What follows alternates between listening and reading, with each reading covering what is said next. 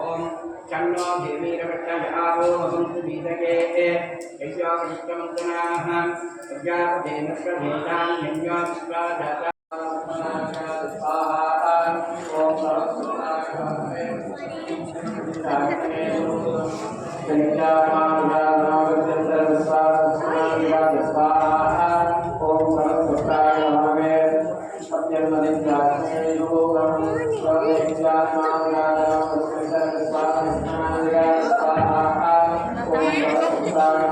నమ శివాయ. ఓం శనైశ్చరాయ నమః.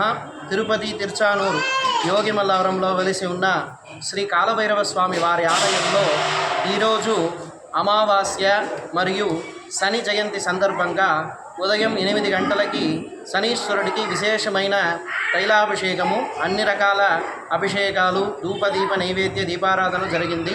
భక్తులు అందరూ పాల్గొని స్వామివారి ఆశీస్సులు పొందారు.